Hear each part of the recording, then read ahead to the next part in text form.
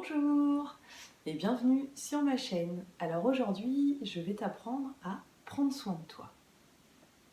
Prendre soin de soi, ça permet de faire briller notre lumière intérieure. Ça permet également de développer des ondes positives à l'intérieur de nous et du coup sur notre entourage. Parce que tout ce qui émane de nous, quand on prend soin de nous, ça a des répercussions sur notre entourage, à commencer donc par nos enfants et notre famille. Et ça permet également d'améliorer les relations avec les autres. Je suis Mélanie Rouen, je suis l'auteure du blog harmoniefamiliale.fr. Si tu le souhaites, tu peux télécharger mon guide gratuit en cliquant sur le lien ci-dessous. C'est un guide en 5 étapes qui te permettra de te diriger vers l'harmonie avec tes enfants. Tu peux également t'abonner à ma chaîne. Alors, prendre soin de soi, qu'est-ce que ça veut dire ? Personnellement, il y a quelques années, on m'a conseillé de prendre soin de moi. Et pour moi, prendre soin de moi, ça signifiait sortir avec des amis, me faire plaisir, avoir des loisirs, avoir du temps pour moi, faire des choses qui me plaisent. Sauf qu'à l'époque, c'était un peu le chaos dans ma famille et que quand je rentrais chez moi, après avoir pris ces moments-là pour moi, en étant persuadée que j'avais pris soin de moi, et ben au bout de 5 minutes où j'étais à la maison, je me retrouvais à nouveau dans le conflit dans ma relation avec mes enfants. Et là, je me suis dit, il y a quelque chose qui ne doit pas fonctionner correctement. Pourtant, je prends soin de moi, mais quand je rentre à la maison, j'arrive toujours pas à gérer ma situation avec mes enfants, ma relation avec mes enfants, de façon positive, de façon paisible. Alors, je me suis reposé la question, qu'est-ce que ça veut dire prendre soin de soi ? Et puis, je me suis rendu compte qu'en fait, prendre soin de soi, c'était pas seulement faire des choses qui nous plaisaient, c'était aussi reconnaître une situation, reconnaître que cette situation ne me convient pas et accepter que je puisse changer cette situation. Le fait finalement de sortir, de me consacrer du temps à mes loisirs, je me suis rendu compte que c'était une fuite par rapport à une situation conflictuelle. Et du coup, en revenant, eh ben, la situation conflictuelle, elle, n'a pas fui, donc elle est toujours là et je la retrouve. De quelle façon j'ai appris à prendre soin de moi ? En définissant tout simplement les besoins que j'avais au sein de ma famille dans mon quotidien. Par exemple, on peut avoir un besoin d'ordre, si on aime que voilà, la maison soit rangée correctement. On peut avoir un besoin de calme à un moment donné de la journée. Je pense notamment au soir, n'est-ce pas ?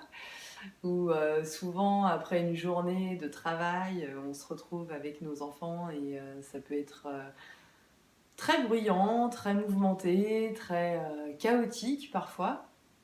Et à ce moment-là, si on a besoin de calme, en fait, bah, ça ne peut pas fonctionner, quoi. Parce qu'on a besoin de calme, le calme n'est pas là, donc forcément, la tempête se déchaîne. Et donc j'ai défini petit à petit comme ça mes différents besoins. Et par rapport à chaque besoin que j'ai défini, j'ai mis en place une action. Une action, c'est quelque chose de concret qui va modifier en fait le quotidien et qui va répondre à mes besoins que j'ai définis. Pour reprendre l'exemple du calme, j'ai remarqué que le soir j'avais besoin de calme. Alors évidemment, c'est pas un besoin que je peux étaler sur les 3 heures, on va dire, qui suivent l'école et le coucher, etc. Par contre, ce que je peux faire, en fixant une action, c'est quand je sens que vraiment ce besoin prend le dessus sur tout, je sens l'impatience monter en moi, je me prends 5 minutes, je dis à mes enfants, voilà, là, tout de suite maintenant, moi j'ai besoin de calme. Je vois que vous, au contraire, vous êtes plein d'énergie, vous avez besoin de jouer, vous avez besoin de faire du bruit, vous avez besoin de chahuter. Je peux le comprendre, vous avez passé une journée à l'école, peut-être que vous avez été très concentré pendant toute la journée, peut-être que voilà, maintenant vous avez besoin un peu de vous lâcher, de faire sortir tout ça. Sauf que comme on n'est pas sur la même longueur d'onde, si on reste comme ça là tout de suite, ça va mal se passer de mon côté, je sens qu'il y a quelque chose qui va sortir. Et finalement, je risque de rentrer en conflit avec vous. Donc j'ai besoin de me prendre 5 minutes pour moi. Donc je vais aller m'isoler dans ma chambre, je sais pas, dans la salle de bain, où vous voulez. Et puis je vais rester au calme et je vous demande pendant ce moment-là, s'il vous plaît, de respecter ce moment qui est important pour moi. Vous pouvez, pendant ce temps-là, vous jouer, vous pouvez faire du bruit, vous pouvez vous défouler puisque c'est votre besoin à vous. Mais moi, mon besoin, il est du calme, donc je vais m'isoler. Et quand je reviens, je serai plus disponible pour vous. Voilà, c'était pour illustrer cet exemple. Donc, définir le besoin. Quand on arrive à définir le besoin, mettre en place une action. Alors, une action, c'est quelque chose qui est réalisable. C'est-à-dire que, voilà, comme je le disais tout à l'heure, c'est pas avoir 3 heures de calme après l'école. Ça, c'est pas réalisable. C'est pas possible, il faut être honnête. Donc, l'objectif d'une action, c'est qu'elle soit réalisable et aménageable par rapport, finalement, à votre quotidien, à votre vie à vous, dans votre famille, au nombre d'enfants que vous avez, à votre situation, etc. Et petit à petit, en mettant en place des actions par rapport à vos besoins qui sont les plus importants, vous allez vous rendre compte que l'atmosphère dans la famille va se détendre. Parce qu'une fois que vous avez répondu à votre besoin, quand vous revenez dans la relation avec vos enfants, eh ben vous allez vous rendre compte que vous êtes beaucoup plus détendu et que la relation finalement est beaucoup plus fluide. Il peut y avoir d'autres besoins, voilà, un besoin de détente, il peut y avoir un besoin d'écoute, il peut y avoir pas mal de listes de besoins.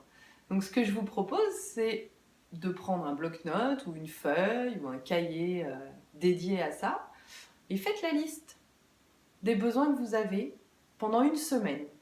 Vous observez tous les moments de la journée pendant lesquels vous vous sentez un peu en colère, un peu frustré, un peu impatient peut-être.